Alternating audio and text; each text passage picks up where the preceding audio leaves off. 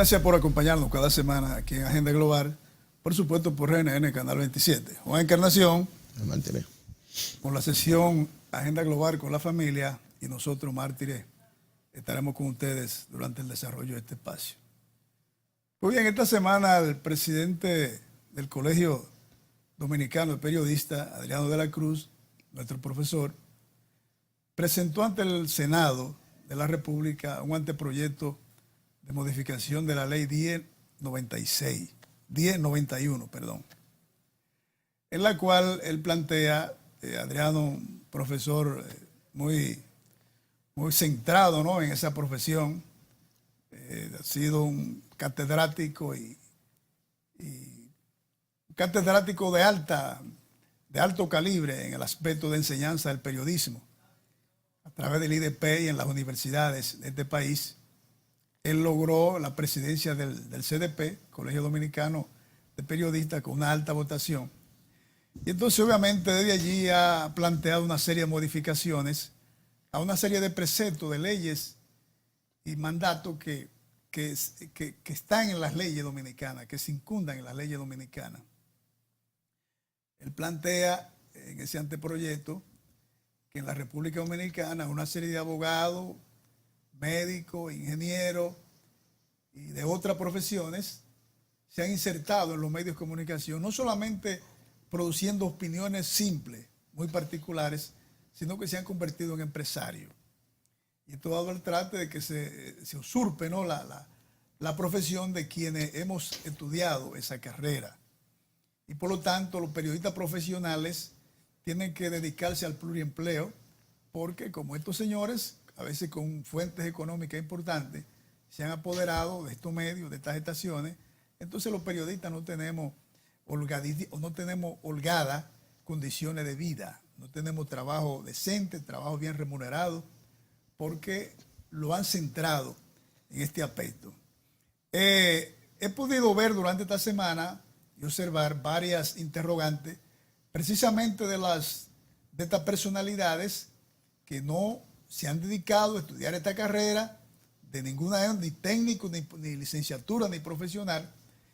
Y claro está, ahí como la televisión y la radio están llenas de este tipo de profesionales que le acabé de mencionar, han desatado contra Adriano de la Cruz una especie de carceo y de cuestionamiento, de que ya la comunicación no ronda ese estilo, de que la comunicación se ríe por otro mecanismo. Pero claro está, si existe el Colegio Dominicano de Periodistas y está dentro de los canones de la ley dominicana, tiene que haber reglas, tiene que haber métodos y tiene que haber, preceptos para que el que estudie esa profesión se siente identificado, porque lo que nos están diciendo a nosotros es que no hay que estudiar periodismo para insertarse, producir opinión, a veces con cero objetividad, porque si usted no conoce la temática, no conoce la intríngule y no conoce la ciencia de lo que es la objetividad de una idea, de una información, de la elaboración de una información, entonces usted, no le está dando informaciones correctas y objetivas a la ciudadanía. Y por eso es, señores, que en nuestro medio del diario vivir, vemos una serie de presiones y una serie de confrontaciones de ciertos periodistas hacia la sociedad, señores, que a veces uno tiene que, si está con sus hijos, apagar la radio.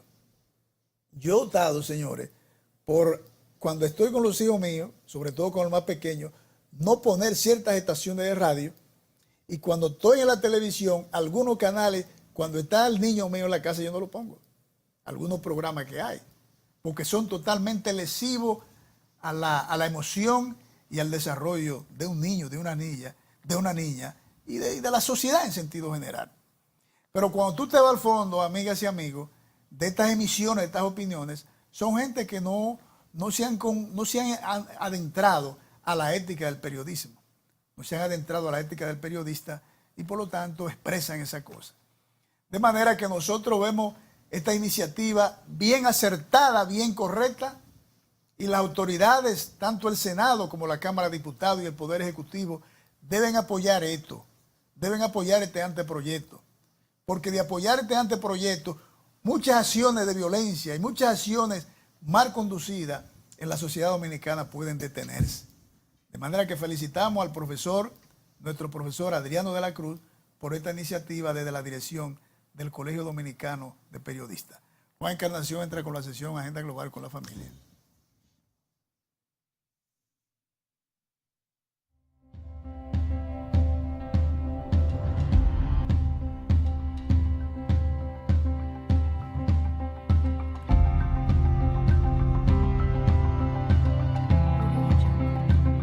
Con la familia. Relata la Biblia, la palabra de Dios, en el libro de San Mateo, que encontrándose Jesús en el templo, los niños se acercaban a él. Las personas que estaban allí trataban de quitar a los niños de la presencia donde estaba Jesús. Y Jesús les dijo, dejen que los niños se acerquen a mí, porque de tales es el reino de los cielos. Nosotros vimos en esta semana antepasada y en la semana pasada dos escenas bastante desagradables, gracias a las redes sociales. Dos jóvenes en una motocicleta con una botella de cerveza en la mano y con una niña del brazo. Fue grabado por alguien y fue subido a las redes sociales. También vimos a una joven que intentaba asfixiar a su propia hija, tratando de torcer una decisión que su marido había tomado. Y el marido estando presente allí, ella decía, tú quieres ver lo que yo soy capaz. Y le tiraba la sábana encima, a la carita de la niña, y la apretaba. Y la niña lloraba y lo hizo en varias ocasiones esta acción. Esto también fue grabado y fue subido a las redes sociales. ¿Qué está pasando con nuestra sociedad, señores? Hay una gran inversión de valores, hay un gran descuido hacia los niños. Eso que dice el productor de este espacio, Martínez Pérez.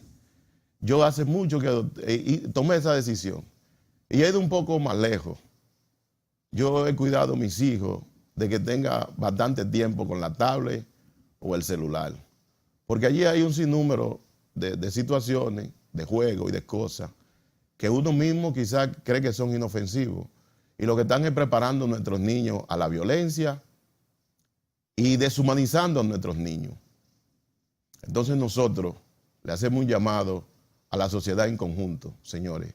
Así como pudieron grabar estas dos jóvenes que cometieron estos hechos, ¿verdad?, tan desagradables. Oye, que alguien allí no pudiera llamar a la atención a estas jóvenes. Ese esposo ese padre de esa niña, que ella le decía, ¿tú quieres ver de qué soy capaz? E intentaba asfixiar a su propia hija. No pudo llamar a la atención a esa joven. Y allá donde le vendieron esa cerveza, un amigo, el que la grabó, no pudo llamar a la atención a esas jóvenes. Claro está, que la hayan grabado está bien, porque se está tomando prevención con esto. Pero nosotros queremos hacer un llamado a la sociedad en conjunto, a la gente de autoridad, a los padres. Señores, a que cuidemos más a nuestros hijos. Y combinando esto con el llamado que Martiri acaba de hacer, con este anteproyecto, nosotros creemos que si tiene éxito y se puede legislar en ese sentido, mañana quizás podemos tener una sociedad mejor y que haya una mayor protección para los niños. Muchas gracias, familias dominicanas, y que Dios les bendiga.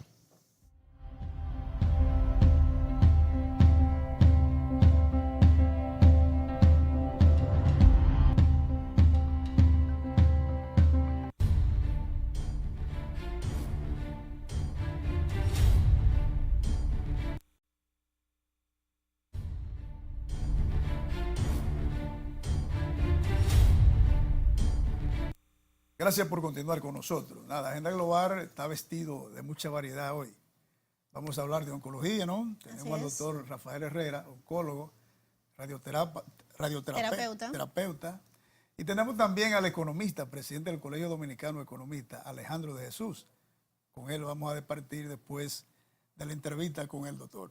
Así es, en esta ocasión la primera entrevista estará acompañándonos el doctor Rafael Herrera, oncólogo y radioterapeuta, con quien estaremos conversando sobre la importancia de las certificaciones internacionales en el sistema de tratamiento de cáncer, ¿cierto? Sí, así es. Muchas gracias por la invitación. Bueno, y es un tema bastante importante que debemos conocer. No, gracias por acogernos a nosotros. Sí, gracias. Para entrar en materia, queremos conocer qué son estas certificaciones internacionales en el sistema de tratamiento de cáncer. Bien, fíjate que en la sociedad común, en las personas, generalmente el tema de radioterapia es poco conocido y es, para entrar un poco en materia, radioterapia es una modalidad terapéutica que utilizamos para fines de tratamiento del cáncer, donde utilizamos radiaciones con la finalidad de poder destruir células tumorales y conservar lo más que podamos el tejido sano. Las certificaciones que se hacen a los centros de radioterapia es para poder obtener la calidad necesaria que se necesita para poder entregar dosis de radiación al tejido que está enfermo y conservar el tejido sano. Y es por eso que existen diversos laboratorios e instituciones que se encargan de verificar que esa calidad se aplique en todos los servicios de radioterapia. Entonces, la radioterapia es cáncer cerebral. No, ¿O incluye otros? No. Hay diversos tumores en el cuerpo que son tratados con radioterapia. Generalmente todo el cuerpo se puede tratar en radiaciones. Lo único que hay tumores que están alojados o están cerca de tumores de órganos vitales que deben recibir pocas dosis de radiación. Y si nosotros, por ejemplo, entregamos dosis muy altas de radiación en un tumor y esa misma dosis la recibe un tejido sano, pues por tanto vamos a causar daños severos sobre esos órganos y también la disfuncionalidad. Y por tanto esto lo que trae consigo mismo es daño al paciente, podría traer daños al paciente. ¿Y cuáles son los órganos que salen afectados, como tú acabas de mencionar, con este tipo de radioterapia? Claro, fíjate, nosotros, por ejemplo, con las certificaciones que se han obtenido en centros de radioterapia, en el caso de sede de radioterapia, se han hecho 2 certificaciones en el 2016 y 2017, que fue la del MD Anderson, el laboratorio de dosimetría, el IROC, que es el que se encarga de aproximadamente 2.000 centros de radioterapia entre Canadá y Estados Unidos y algunos 150 a nivel mundial. Se hicieron certificaciones a nivel de la entrega de dosis en los tumores cerebrales. ¿Qué quiere decir esto? Los tumores que, por ejemplo, bien sea metástasis de otros tumores o sean tumores primarios dentro del sistema nervioso central, lo que se hizo es verificar que realmente se hacía una entrega correcta dentro del tumor y se respetaba el cerebro sano. Entonces, ¿por qué te menciono el cerebro? Porque es la zona que se puede ver afectada y podría haber edema y por tanto síntomas neurológicos en el paciente que podría limitar su vida cotidiana. Hay otras estructuras dentro del sistema nervioso central, por ejemplo, como es el caso del tallo encefálico, que es un órgano vital, y por tanto esto podría verse afectado y por tanto podría traer la muerte del paciente si generamos daño sobre esa estructura. ¿Cuál sería usted primero? Bueno, mira, yo quiero esta inquietud, más bien. Hay una especie de indefinición con lo que es la quimio y la radioterapia, que a veces muchos doctores inducen a una persona con un cáncer un poco avanzado. Tienden a decirle que de darle radio o quimio, la persona no va a soportar eso. ¿Hasta qué grado la ciencia realmente ha concentrado esa situación? Sí, evidentemente nosotros en nuestra consulta recibimos pacientes que vienen y le dicen al familiar, mire, mi mamá no va a resistir ese tratamiento. Sí. Generalmente esto a veces es desorientación y el paciente, los familiares de los pacientes o los pacientes asumen que debido a su estado general, él no va a aguantar un tratamiento determinado. En cuanto a la quimioterapia es un tratamiento endovenoso en el que este fármaco recorre el cuerpo del paciente. La finalidad de este fármaco es tratar de destruir el crecimiento celular o detener el crecimiento celular de estos tumores. La radioterapia es un tratamiento local y actúa directamente sobre el tumor para poder eliminar o destruir completamente el resto tumoral que queda después de la quimioterapia. Para nosotros poder establecer un tratamiento tenemos que hacer pruebas sanguíneas o hacer analítica de función renal, función hepática y también determinar con estudio de imágenes lo que nosotros tenemos para poder irradiar y con eso determinar si el paciente tolera o no el tratamiento. Pues se trata de tolerancia. Ahí definen si puede soportarlo. Exacto. Entonces nosotros tenemos que ser conscientes y orientamos muchas veces a los pacientes cuando vienen con esta desorientación, porque muchas veces también lo que dicen los otros pacientes, usted no aguanta eso. No, si nosotros determinamos que el paciente es apto para recibir un tratamiento adecuado, pues nosotros podemos... Y cada cuerpo reacciona diferente. Exacto. Entonces, sí, los tratamientos son establecidos de acuerdo también al estado. Obviamente, el paciente malnutrido o desnutrido, generalmente también tenemos que tratar de sacarlo de situaciones que comprometa su vida para poder establecer un tratamiento. El cáncer de mama es un factor que tiene que ver con la calidad de vida, con la condición, con el ambiente. ¿Cómo definen ustedes? El cáncer de mama es multifactorial. Tiene que ver, hay un porcentaje muy bajo que es hereditario, hay una seria confusión. Yo tuve varios antecedentes, mi familia hubo varios antecedentes de cáncer de mama. Eso puede tener una relación. también hay relación con los estrógenos, con el uso de anticonceptivo. Son muchos factores los que pueden incidir al cáncer de Con mama. el uso anticonceptivo, o sea que puede... Podría Ser tener una implicación en el desarrollo del cáncer de mama. Eso es Sí. importante que diga, que Bien. se nos informe sobre Así eso. es. Estas certificaciones, ¿cuál es la importancia de un centro ser acogido, ser uno de lo que pueda ser certificado con el sistema de cáncer? Y si ustedes serían los primeros o si existen otros centros que lo tienen ya. Sí, el centro sede de radioterapia cuenta con estos laboratorios que usted ha mencionado. Tenemos ESTRO y tenemos el laboratorio de MD Anderson. Es el único centro que ha sido certificado con fines dosimétricos. Hay otros centros que han recibido certificaciones. Yo no hablaría de esos, no los conozco, claro. no podría meterme ya en esa parte. Pero estas certificaciones, por ejemplo, pondría al centro en muy buen estándar porque realmente se cumplen con todos los requerimientos para el tratamiento Yo te iba a decir, radioterapia. ¿cuáles son esos requisitos que ustedes necesitan para poder aplicar estos certificados? Sí, eso es que se hace una evaluación de todas las dosimetrías que se realizan en el centro para poder evaluar que realmente los pacientes que están siendo irradiados reciban la correcta dosis de irradiación en el tejido enfermo. Entonces lo que se hace es una suma y se hacen verificaciones con el físico médico, dentro de los tratamientos que se realizan para poder evaluar que realmente esta dosimetría es correcta, que coincida con lo que realmente el fabricante del equipo ha planteado. Ok, correcto. O sea, tú has empapado bien de que ustedes estarían aptos de recibir este tipo Tal de cual. certificaciones Así es. y aplicarían bajo las condiciones de ellos. Así es, o sea, en este momento nosotros podemos darnos el lujo de decir que tenemos un centro de radioterapia que cuenta con todos los estándares internacionales para poder hacer un tratamiento de seguridad principalmente, porque es lo que más nosotros queremos, tener seguridad en el tratamiento que aplicamos en los pacientes. Eso es importante porque precisamente mi pregunta iba en esa dirección. Si hay ese centro, ¿verdad?, con esas certificaciones tan apropiadas, pues bienvenido Así sea. al país. Muchas y esperemos gracias. que puedan obtenerla y sea, bueno, de buen requerimiento para Ya ustedes. la tenemos, ya la Ya tenemos. fue aprobada. Sí. Ah, bueno, eso ha sido excelente. Entonces Sí. van en crecimiento, que es lo importante. Así es. Muchísimas gracias. Gracias, doctor, por acompañarnos y darnos estas informaciones para que la sociedad dominicana sepa que ya los controles son más efectivos. Nos Así vamos a la es. pausa y ya venimos con el otro invitado.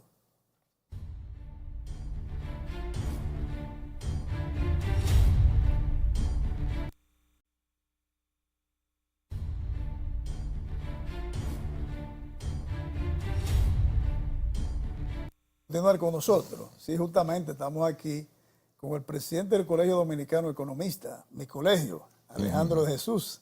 Gracias por acompañarnos. Bienvenido. Sí, muchísimas gracias también por la invitación. Y bueno, estamos aquí entre amigos. Muy bien. Así es.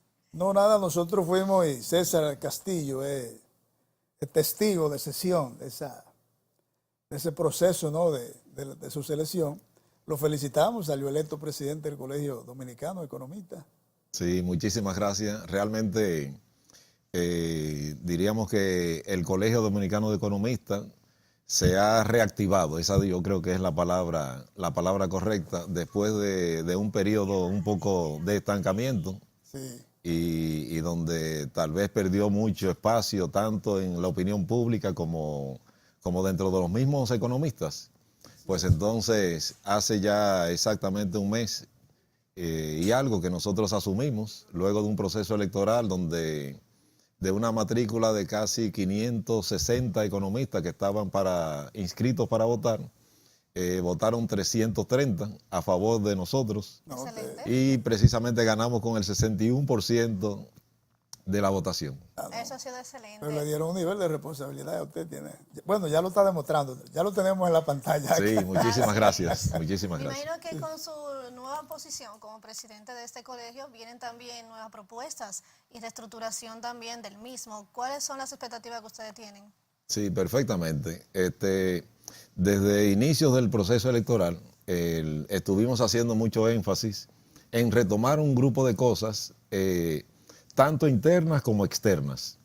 Como mencioné hace un momentito, el retomar la presencia pública del Colegio Dominicano de Economistas, pero también, diríamos, el respaldo y el apoyo al accionar de la profesión de economista, propiamente dicho, como sector.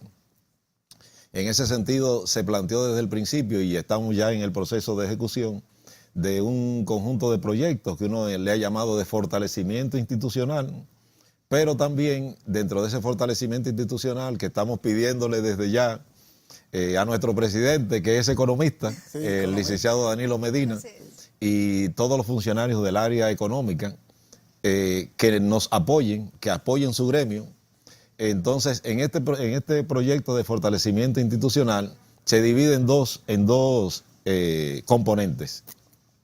Un componente de apoyo o de fortalecimiento institucional que tiene que ver con restaurar las oficinas del colegio, diríamos los servicios normales de una oficina que tiene que tener un gremio, así como también la elaboración de un censo de economistas para determinar más o menos la situación de los economistas, el apoyo al proceso de actualización de los economistas, en términos tanto de cuestiones técnicas como pueden ser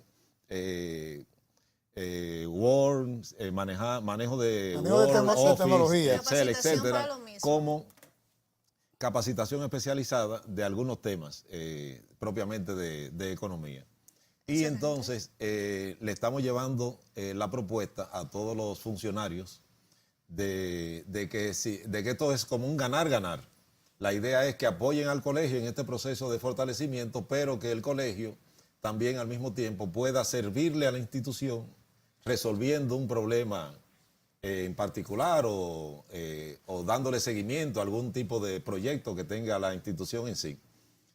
Por ejemplo, principalmente, diríamos, se han hecho dos grandes propuestas en el caso del Banco Central y en el caso del Ministerio de Economía, Planificación y Desarrollo, que lo presiden dos economistas de mucho prestigio y que a toda la profesión nos honra.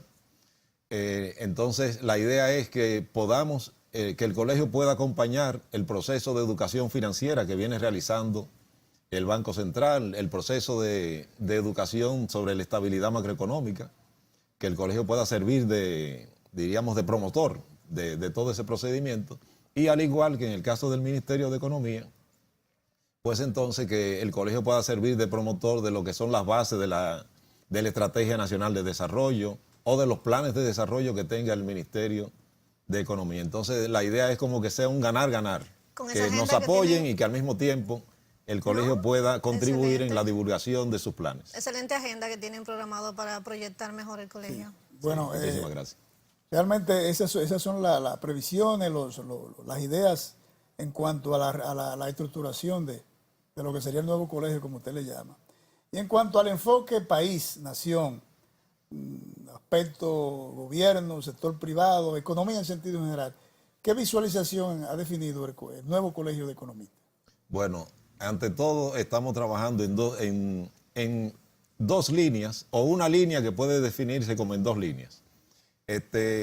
Nosotros estamos convencidos de que hay que apoyar el proceso de estabilidad macroeconómica.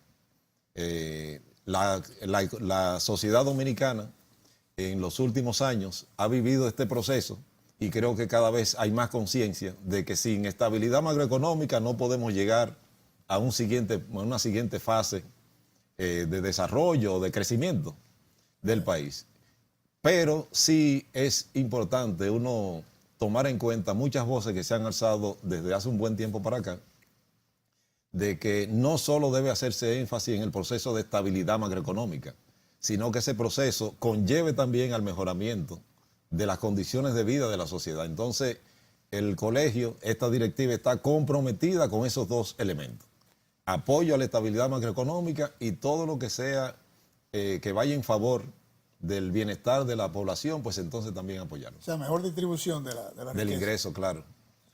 Bueno, realmente hay un enfoque internacional, porque obviamente ya somos economía interconectada y por lo tanto cualquier movimiento en cualquier rincón del mundo irradia lo que es nuestro aspecto.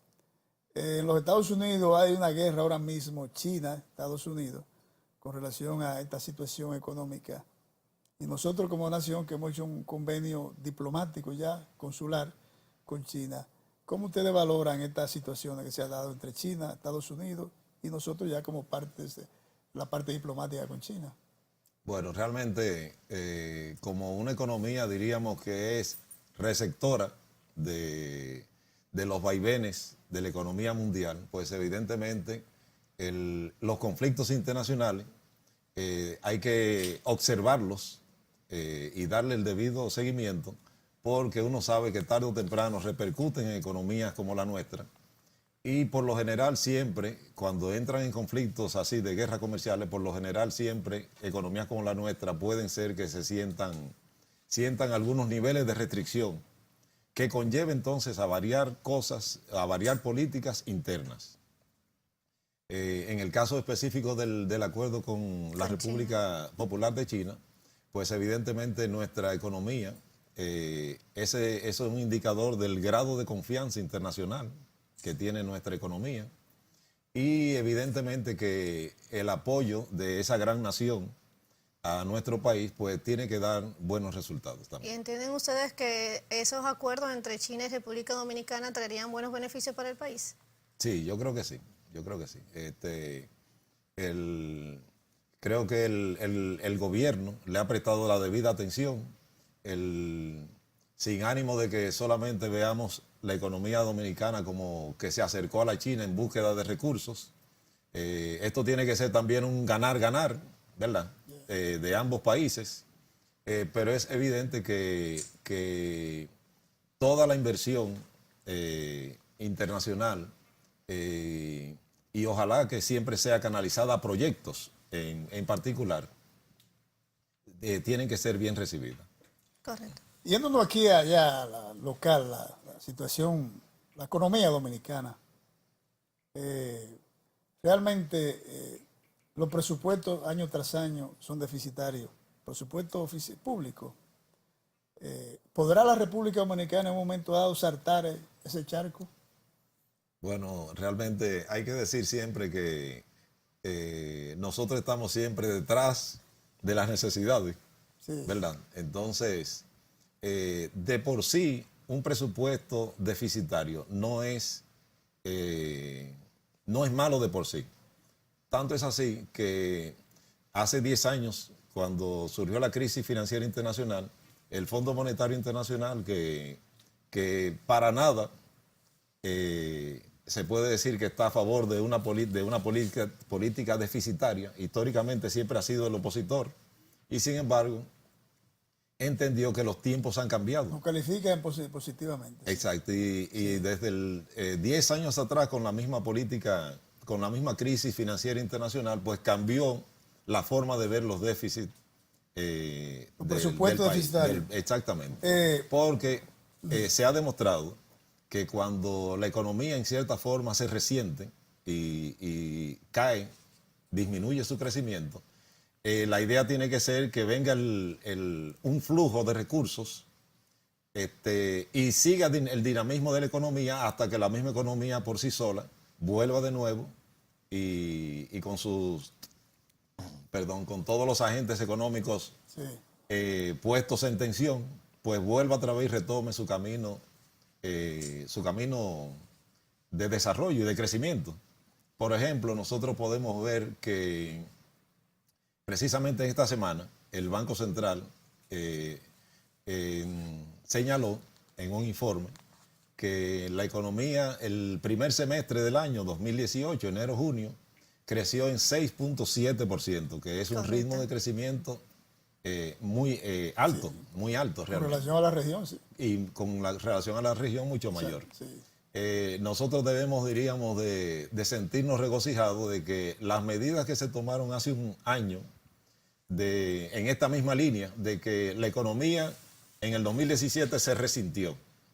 El Banco Central y el gobierno inyectaron un grupo de recursos, muy particularmente el Banco Central, moviendo la tasa, lo que se llama la tasa de política monetaria de referencia, moviéndola hacia abajo, indicándole a los agentes económicos que viene un estímulo a la economía. Y el año cerró en un nivel de crecimiento aceptable y el dinamismo continuó. Es decir, que hay todo un cambio, diríamos, de visión favorable a que no necesariamente los déficits fiscales son dañinos como tal vez se veía anteriormente. Con su permiso, licenciado, vámonos a la pausa y ya venimos.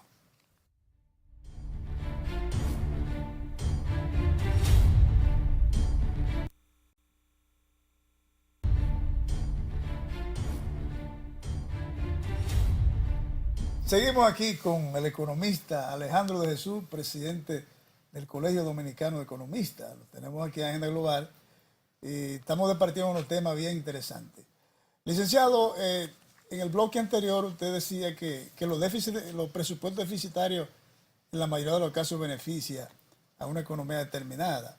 Pero cuando esos déficits se prolongan, ¿qué puede pasar? Sí, yo creo que hay que decir que lo que resaltaba era que el concepto o la valoración del déficit en presupuestario sí, exacto, ha cambiado. Y se ha visto que en algún momento puede convertirse en dinamismo de la economía. Pero ese dinamismo solo vendrá siempre y cuando ese déficit en periodos, diríamos, normales, se mantenga en cierto control.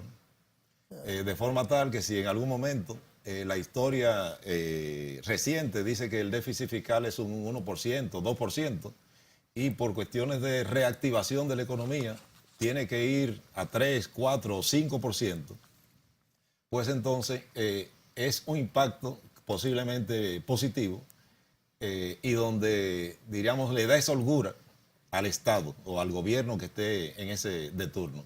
Pero si de antemano estamos en déficit muy altos, pues entonces evidentemente que reactivar la economía utilizando el déficit del gobierno, pues entonces va a ser mucho más difícil usar esa herramienta en términos favorables. Por eso se recomienda 1 punto, 2 puntos tal vez a lo sumo de porcentaje como déficit, de forma tal que haya niveles de holgura más o menos manejables. ¿Cómo podríamos evaluar que el gobierno central haya hecho un presupuesto con un precio del petróleo X y resulta que en el semestre ya el precio se haya casi doblado?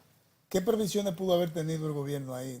¿Previsiones no adecuadas con el entorno internacional o qué pasó ahí? Bueno, parece ser que el precio del petróleo, el aumento del precio del petróleo tomó, diríamos, a casi todo el mundo. Tomó un poco de Todos estos sorpresa. países lo tomó de sorpresa. Sí, diríamos que sí, porque se hacen previsiones Sí. del mercado y muy particularmente del mercado petrolero, tanto para cuestiones fiscales como para cuestiones monetarias, porque se sabe de antemano que es una de las variables y no manejada internamente que causan un gran impacto en la economía. Entonces, posiblemente eso tomó de sorpresa a la mayoría, no solamente internamente, sino también externamente. Lo importante es que siempre hayan las herramientas, que el país esté en una situación de manejo fiscal y manejo monetario, diríamos, adecuado, prudente, que permita siempre hacer los ajustes del lugar y que ese deslizamiento del precio sea más o menos suave, porque es evidente que si el precio internacional del petróleo sube, internamente tiene que reflejarse, porque nosotros no somos productores. Somos neto consumidores. Pues entonces eso tiene que aumentar costos en todas casi las ramas de la economía. ¿Qué es lo que se está notando? Y entonces Y se refleja. lo importante es que tanto la política monetaria como la política fiscal estén siempre en un manejo prudente y cauteloso. Yo creo que eso muy particularmente en el caso de las medidas que decía hace un momentito de política monetaria que se tomaron hace un año y que precisamente en esta semana el Banco Central varió un poco la práctica, es decir, la tasa de política monetaria, que es la que sirve de referencia en la economía, en este caso la subieron, precisamente como una medida de ajuste de la economía. Teóricamente, en el momento en que sube la tasa de política monetaria, pues eso le manda un mensaje a los agentes económicos que viene un periodo de ajuste de la economía en términos de precios. Sí, pero eso restringe la movilidad económica también. Claro. Sí. Pero yo creo que lo importante es salvar siempre la estabilidad macroeconómica, porque, por ejemplo, ya en el caso de la inflación, los indicadores están diciendo que aún se mantenga en el rango de 4%, uno más o uno menos. Pero la tasa está, Pero sin embargo, la ha tasa- ido la tasa de más o cambio. menos subiendo. Sí, la tasa de cambio. Diríamos que en eso, como se toman tantas variables para que se pueda tomar esa medida, hay que señalar que desde hace más o menos un mes o 2 meses se venía esperando como que el Banco Central iba a hacer ese ajuste. Y sin embargo ellos esperaron, diríamos, hasta en un último momento para hacer ese ajuste de subida, porque a sabiendas de que eso manda una señal de restricción de la economía.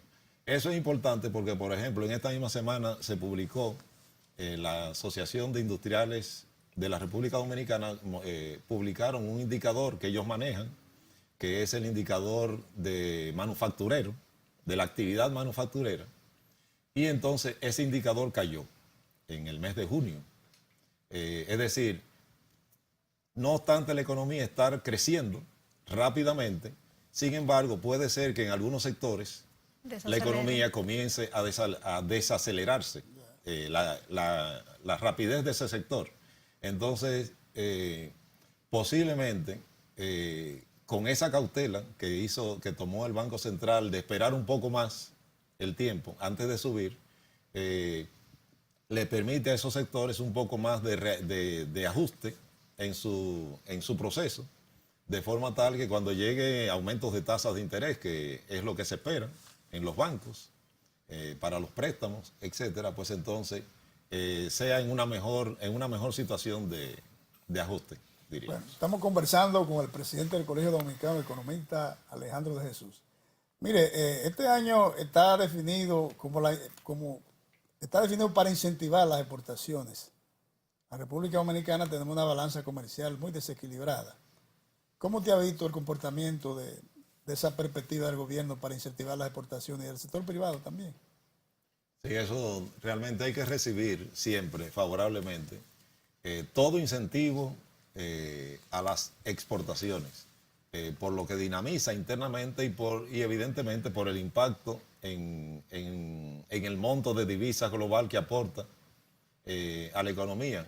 Mientras los renglones principales que aportan divisas, como es el caso de las exportaciones, zona franca, las remesas, el turismo, estén en un proceso, diríamos, de crecimiento, de auge, pues los márgenes de política monetaria y de la misma política fiscal, pues entonces pueden ser un poco más fluidos, pueden ser un poco más laxos o un poco más, tomarse más el tiempo, porque el impacto en la tasa de cambio, pues entonces va a ser menor en la medida en que tengamos más recursos en divisas.